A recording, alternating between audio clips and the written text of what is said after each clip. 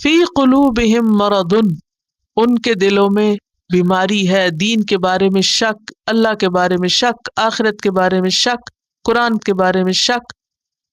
تو انہوں نے اس کا علاج نہیں کیا، اللہ نے بھی ان کی بیماری اور بڑھا دی. وَلَهُمْ، اور ان کے لیے عذاب، عذاب ہے، علیم، دردناک، پینفل، ان کے لیے دردناک عذاب ہے. قرآن مجید کی ایک اور آیت سے پتہ چلتا ہے کہ منافقین کے لیے سب سے بدترین عذاب ہے. کیا کچھ معلوم ہے؟ وہ جہنم کے سب سے نچلے گڑھے میں ہوں گے. ان المنافقین فی الدرک الاسفل من النار، یہاں اسی کی طرف اشارہ ہے.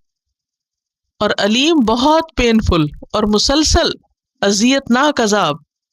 کیوں ان کے لیے اتنا عذاب ہے؟ بما، بوجہ اس کے جو، کانو وہ تھے، یکذبون وہ جھوٹ بولتے، کیونکہ وہ جھوٹ بولتے تھے. یکذبون کا لفظ کذب سے ہے. کذب کہتے ہیں خلاف حقیقت بات کو، خلاف واقع بات، ریالٹی کے اپوزٹ. سچ کا اپوزٹ ہوتا ہے جھوٹ.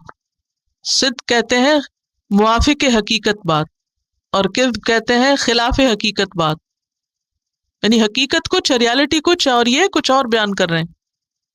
حدیث سے ہمیں پتہ چلتا ہے کہ منافق کی 3 علامتیں. آیت المنافق ثلاث، اور ان میں سب سے پہلی علامت کیا ہے؟ اذا حدث کذب، کہ جب وہ بات کرتا ہے جھوٹ بولتا ہے. منافق جھوٹ بولتا ہے.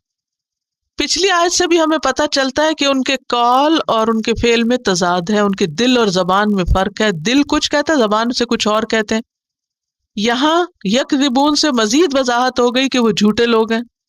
تو منافقت کی سب سے پہلی، فرسٹ اینڈ فورموسٹ صفت کیا ہے؟ جھوٹ بولنا. اور ایمان کیا ہے؟ تصدیق کرنا. اور تصدیق کس کو کہتے ہیں؟ سچ بتانا. ایمان سراسر سچائی ہے، جبکہ منافقت سراسر جھوٹ ہے. وَلَهُمْ عَذَابٌ عَلِيمٌ بِمَا كَانُوا يَكْذِبُونَ، ان کے لیے دردناک عذاب ہے کیونکہ وہ جھوٹ بولتے ہیں.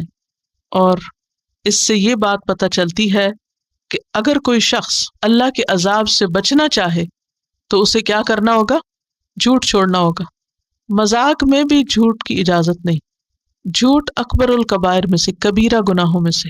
بہت سی احادیث اس کے بارے میں آتی ہیں جس میں جھوٹ کی قباحت بتائی گئی ہے، اور ایمان کے منافی اور ایمان کو نقصان دینے والی چیز بتایا گیا ہے جھوٹ کو. جھوٹ انسان کی ہدایت کے راستے میں رکاوٹ ہوتا ہے. سورۃ المؤمن 28 میں آتا ہے ان اللہ لا یہدی من هو مسرف کذاب، اللہ کسی جھوٹے حد سے گزرنے والے کو ہدایت نہیں دیتا. رسول اللہ صلی اللہ علیہ وسلم سے پوچھا گیا کیا مومن بزدل ہو سکتا ہے؟ بزدل کون ہوتا ہے؟ کاوڑ. آپ نے فرمایا ہاں. پھر پوچھا گیا کیا مومن بخیل ہو سکتا ہے؟ فرمایا ہاں. بخیل کون ہوتا ہے؟ سٹنجی. پوچھا گیا کیا مومن جھوٹا ہو سکتا ہے؟ آپ نے فرمایا نہیں، مومن جھوٹا نہیں ہوتا.